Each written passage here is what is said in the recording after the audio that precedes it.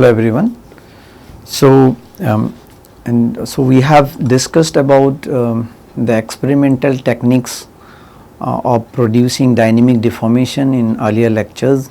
So in today's lectures we will discuss about the plastic deformation at high strain rates. So you will see some constitutive relations, that is a relation between stress and strain or other quantities like strain rate or temperature, and we will get these equations, the mathematical relationships, and also we will see how the defect structures, the crystal defects influence these relations. So plastic deformation at high strain rate. So plastic deformation at high strain rate. So I will write high strain rate as HSR, so that will be easier for me. So plastic deformation at high strain rate have a relation between stress and other parameters like strain rate and temperature. So as we know that in the elastic region we have only Hooke's law, that is sigma equal to E epsilon, but here if you are talking about the plastic deformation at high strain rate, we need to consider the strain rate epsilon dot, and we can also consider temperature here. So this is the constitutive equation. I am sure you know what is constitutive equations. You probably studied in your solid mechanics classes. Constitutive equations for high strain rate plastic deformation.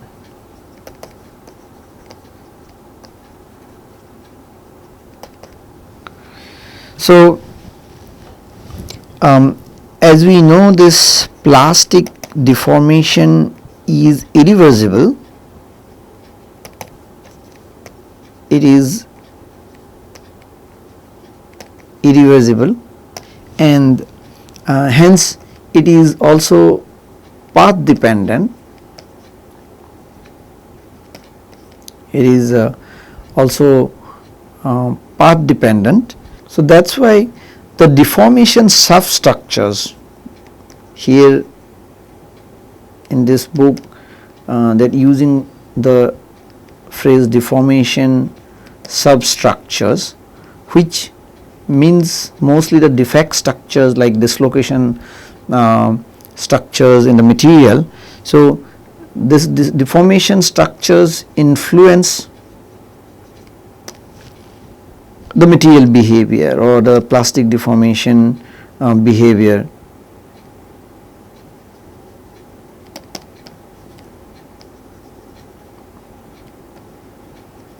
So what we need to do is, because this deformation substructures influence plastic deformation, so we can rewrite the earlier expression like epsilon dot comma t comma deformation history.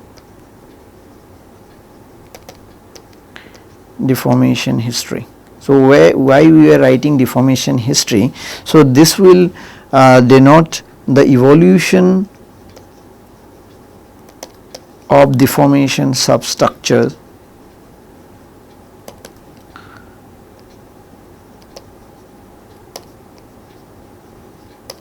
So that means suppose in most cases the dislocations, how the dislocations evolves means with time, with deformation, how the changes happens in dislocation structure or the deformation substructure, and these deformation substructures also depends on the evolution, depends on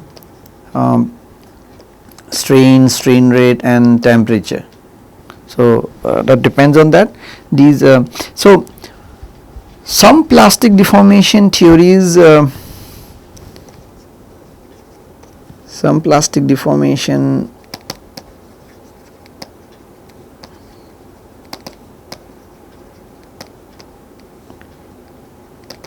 theories use some effective stress and strain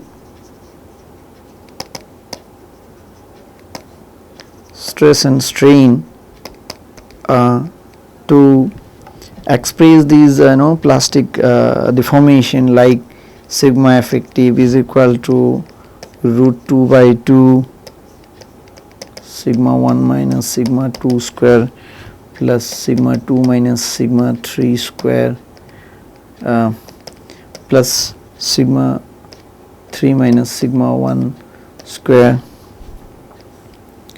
to the power half square root of the whole thing, or maybe effective strain, which will look like this, epsilon 1 epsilon 2 square plus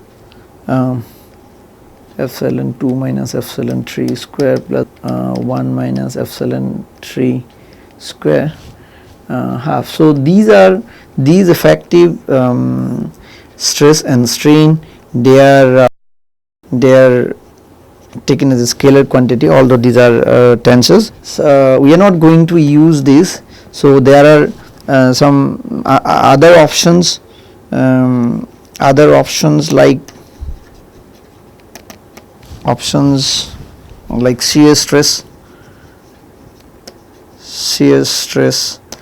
and that is tau, and shear strain, that is gamma, can be used to express these plastic deformation theories. So because metals and also polymers, they undergo plastic deformation by shear, plastic deformation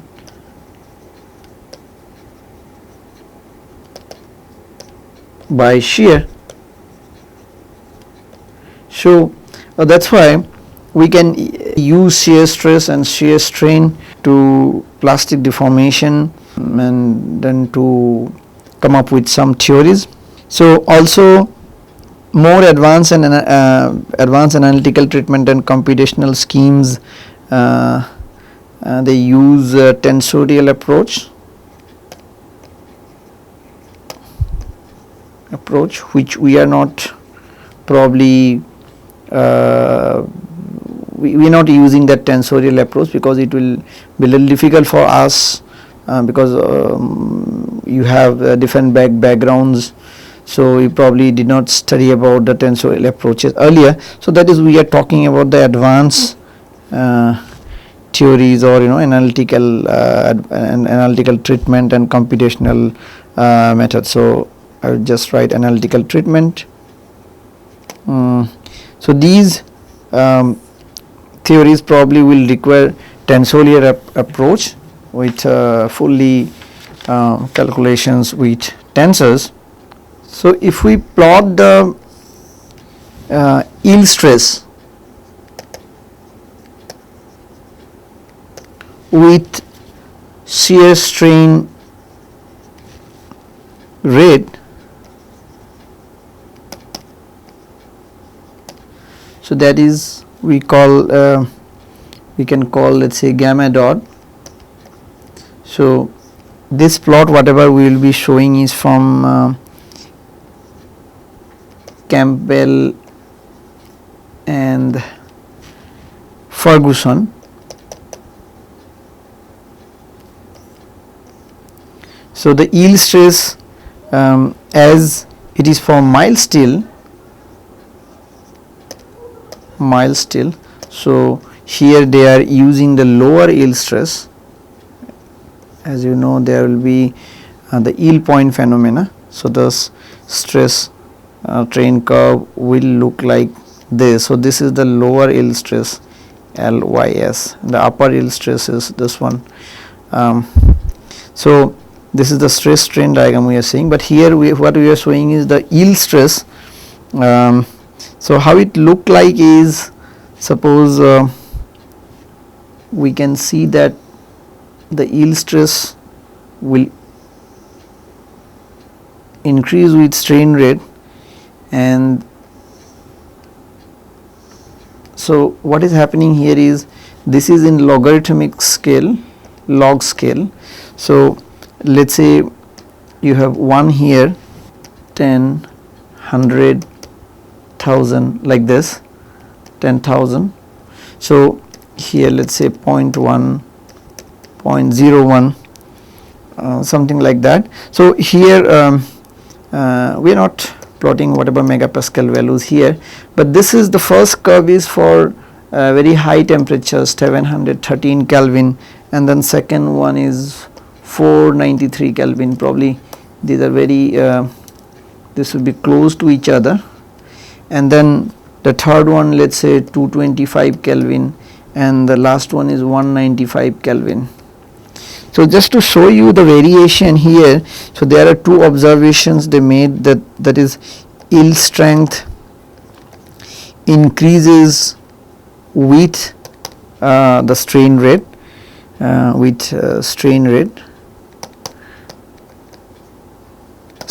and the number 2 is that increase of yield strength,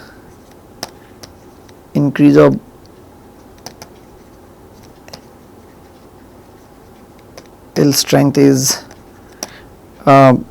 very prominent or significant at lower temperatures. Lower means as compared to these 713 or 493 Kelvin, these are lower. So the increase, the difference is higher in that lower temperature range. So what we will discuss next is the constitutive model.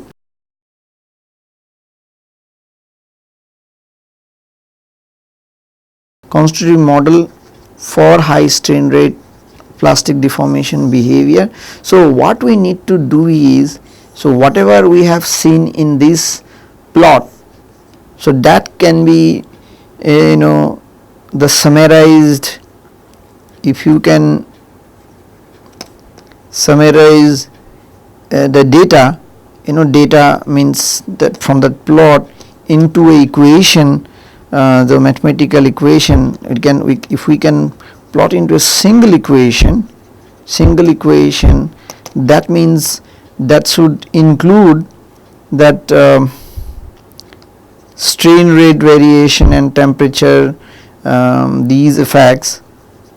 So we will try to find, and then what we can do is then we can interpolate or extrapolate to predict the material behavior at different strain rate or at different strains or temperatures. So that's what we will do, that to find a constitutive model for a suitable or appropriate constitutive model for high strain rate. There are several equations were proposed,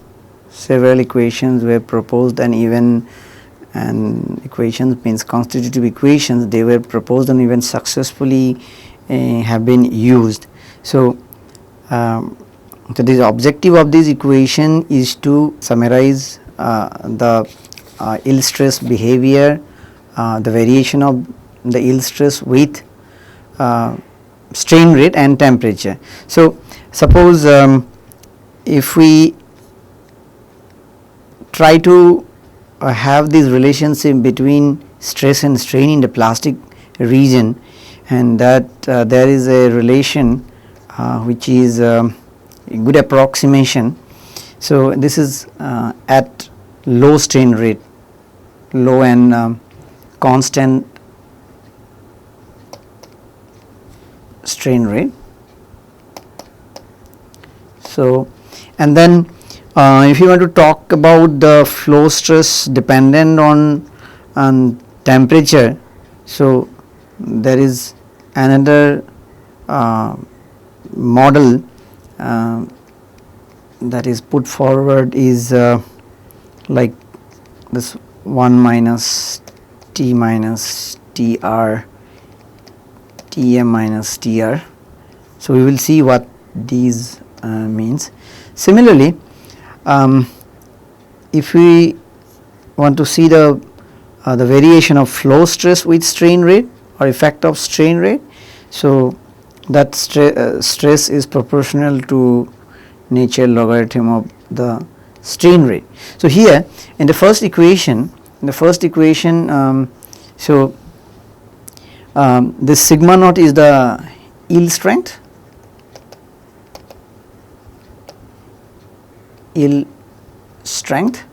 and n is called as work hardening coefficients, and k is a pre-exponential factor.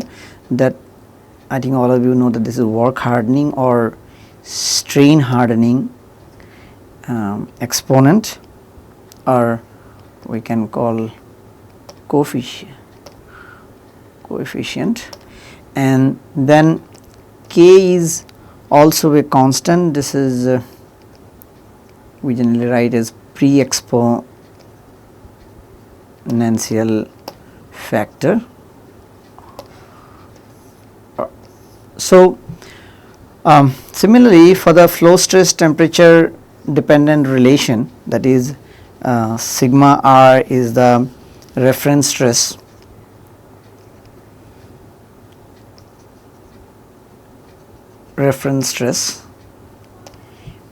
Tm here is the melting point,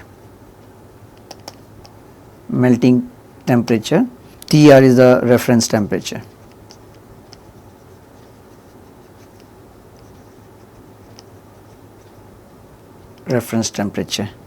So m is a experimentally determined, this is the fitting parameter that you know when you want to fit your experimental curve.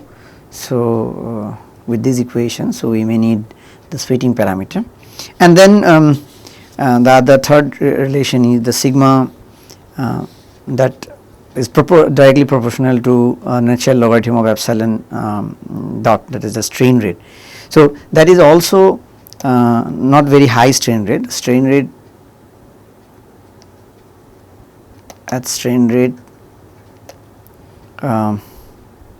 It's not very high. Probably this relation, it's not for very high strain rate, but we can go to moderate high strain rate. So if we want to plot these variations, so we can get like this yield strength, and the temperature curve will look something like this. So that with temperature increase, so yield strength will decrease, and the curve looks like this. And again, if we draw the yield strength variation with strain rate epsilon dot, so this will vary like this, and if you are talking about a lower temperature, so it will look like this. So this is T1 and T2, here T2 is higher than T1. So these are the plots, the shape of the plot. Sorry, this line doesn't look very good. So these are the shape of the plots. We'll talk about now Johnson-Cook model of plasticity. So which is very widely used and successful for, especially for high strain rate. I will write HSR, high strain rate, for high strain rate plastic deformation behavior. Johnson and Cook basically summarize and then use the basic ingredients like the stress dependence on strain, temperature and strain rate.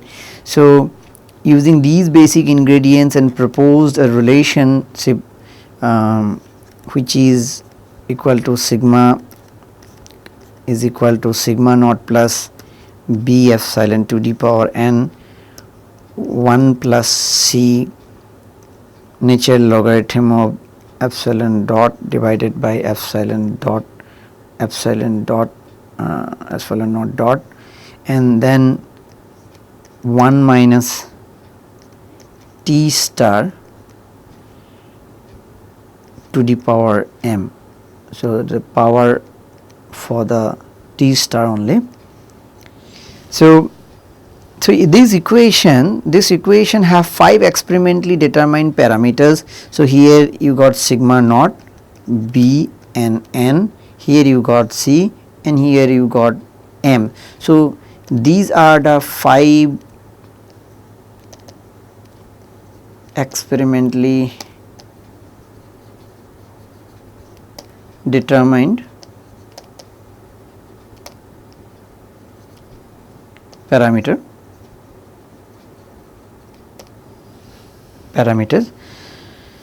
So this equation, this model, it's was very successful, and has been predicted the plastic response, plastic deformation of many, especially metallic materials. This is for metallic materials, many metals at high strain rate or under high strain rate loading. So this predictions was actually predictions are very successful for many metallic materials, and these parameters are already available. So you can see in the let us say table 13.1 in the Mark Mayer's book. So you can see all these parameters in a tabular form, and then for many materials these are already available. Suppose for N is whatever you can see from this table, is the range is 0.1 to 0.42. Generally this varies from 0.1 to 0.6, but whatever I am showing, I mean I am focusing is that only this table, and this table has, I will just speak, I will not write all those. So OF HE copper, Curtis brass, nickel 200, Armco iron, and then Carpenter electrical iron, 1006 steel, 2024 aluminum, 7039 aluminum, and 4340 steel, and there are 3 more materials. So these materials have a you can see the range of N is like that, and then C will be it's a smaller value 0.007 to 0.06, and then M which is the thermal actually exponential thermal softening exponent, which is mostly it is equal to 1.0 or even higher. Even there are some lower values are also available. So and sigma naught and BR, which are we express in terms of megapascal. So they are also kind of it can vary from 100 to 1000. These range are, let us say 100 or even less than 100 to 1000 in this range, these parameters, but these are experimentally determined, and so for many materials these are already available, and we did not discuss about this T star. So T star is equal to T minus TR, which is the reference temperature, and then Tm melting temperature minus Tr. So this we already got this in the earlier slide. So this is we already wrote. Epsilon dot in this equation, epsilon dot not is a reference strain rate. It's taken generally as 1 for convenience. This is actually reference strain rate, and then sigma naught is the sigma naught is measured at reference temperature Tr. So Tr the reference temperature, sigma naught is measured at that temperature.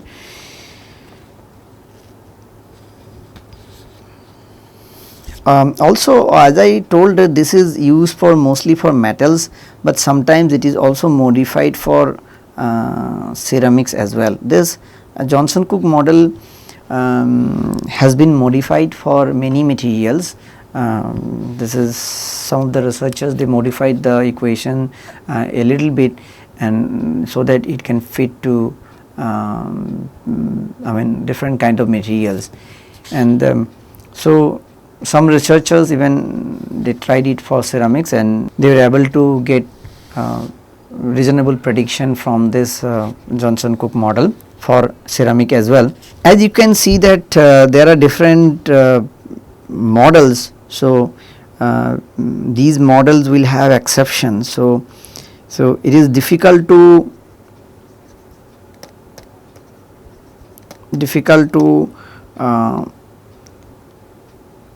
propose one theory, propose a unified theory for all materials. So that is not possible, because so materials are all different, they follow different rules. So it is not possible to get a unified theory. And also this is the first point, and the second point is there are different deformation mechanisms. So different deformation mechanisms, that means plastic deformation mechanisms, that we already discussed in our materials basic lecture. So as we know, we have dislocation slip, twinning and phase transformations, or mostly we discussed about martensitic transformation. So here in this section we will only talk about slip, that is dislocation slip, not the other two. So here we will talk about this one edge dislocations. Here we have edge dislocation. I hope this figure is clear to you. So this is an extra half plane. So this extra half plane, these lines, vertical lines or an horizontal lines, so the atomic arrangements, we are not drawing the atoms, but showing only the lines. So these whatever I am highlighting with red color, so that is the extra half plane. And if you say where is the dislocation line, that is perpendicular to the plane of this diagram. So and then this is the slip plane. The slip plane is we were seeing in 2-dimensional, but if you extend it to the 3rd dimension, you will get the slip plane. So now this dislocation is moving towards right, and then it is now after this, first it was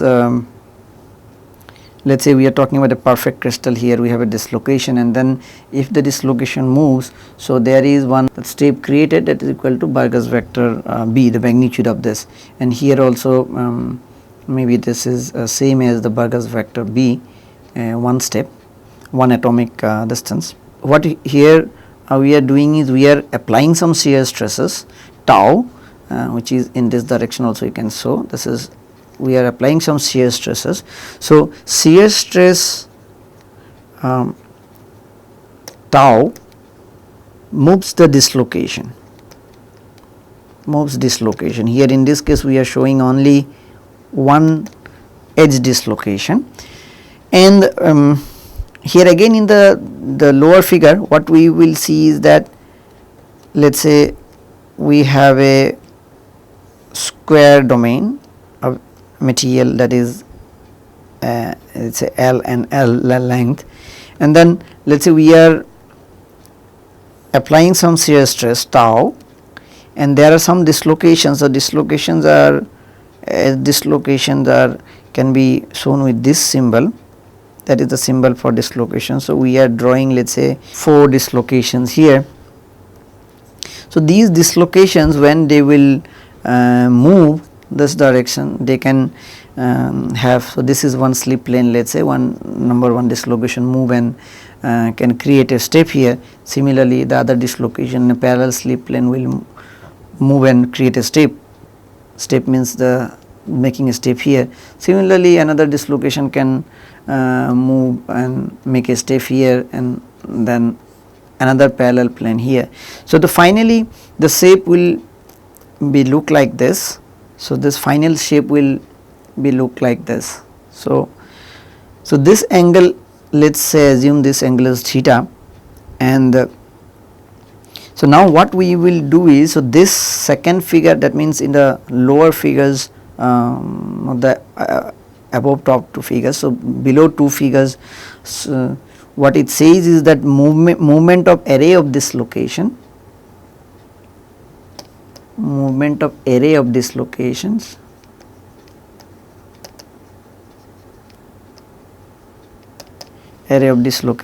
results in shear strain,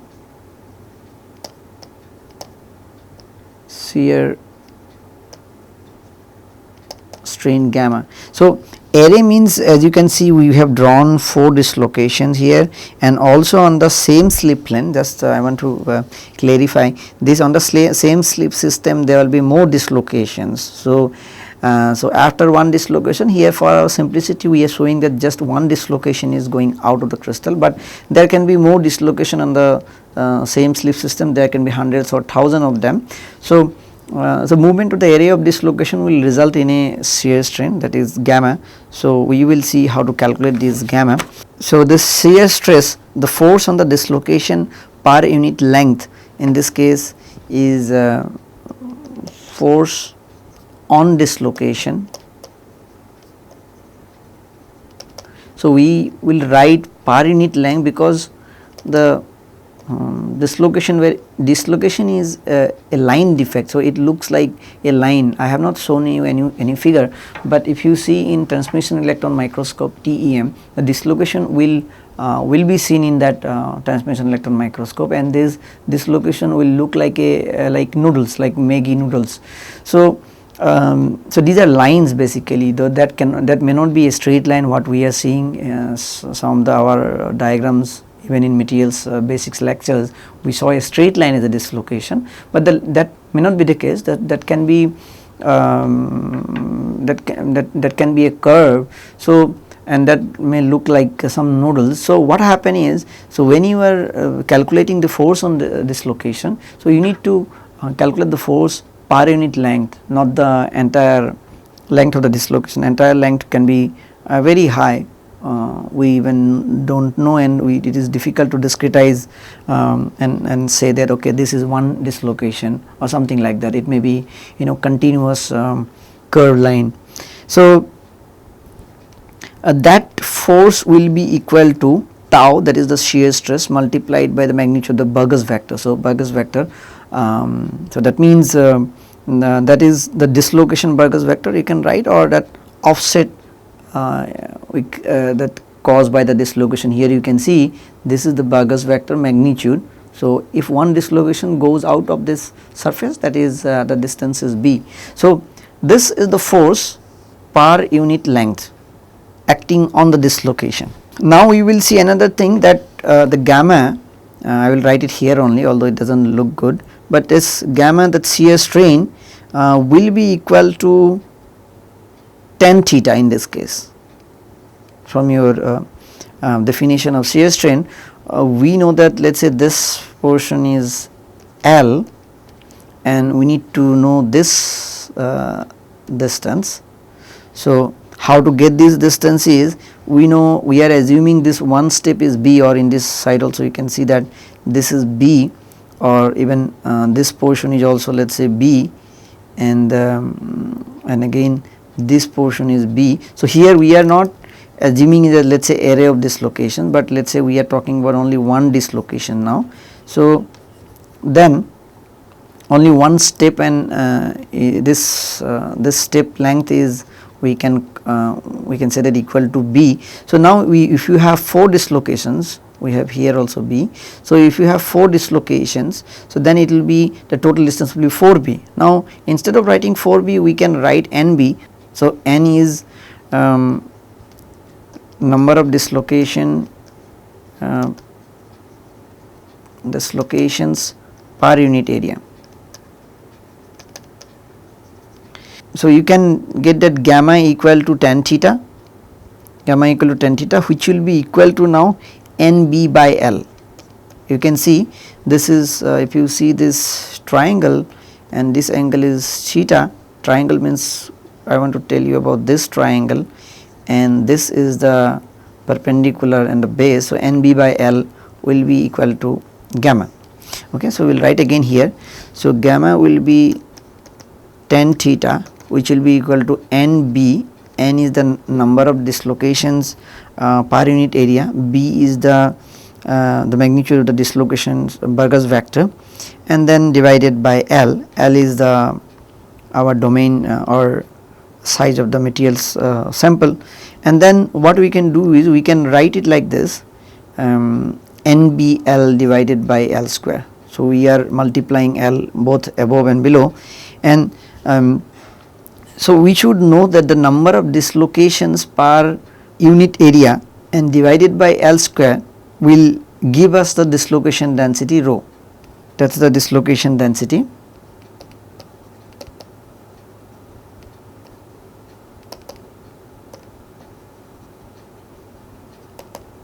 So this is dislocation density. So here what we can do is we can write now N by L as rho NBL. So that is equal to gamma, that's shear strain. So here I will write shear strain. Shear strain produced by the dislocation movement. So now we can take the time derivative.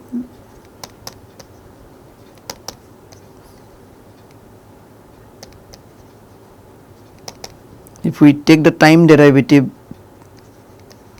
then we get that d gamma by dt rho b derivative of L with respect to t. So d gamma by dt is nothing but the shear strain rate with a dot on top of it, and then rho b, and we can write v, small v. So v is the equal to dl by dt. So this dl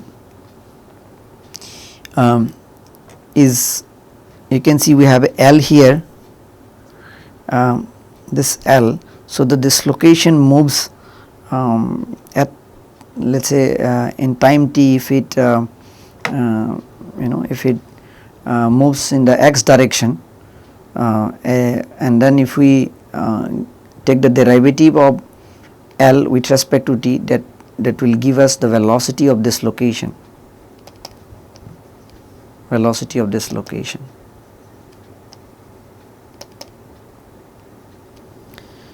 So so this equation is very important, and this is called as Orwan equation. So that equation shows the relation between shear strain rate. So here if you want to know, this gamma dot is shear strain rate, rho is the dislocation density, we have already written there, dislocation density, and b is the Burgers vector, magnitude of Burgers vector, actually Burgers vector magnitude,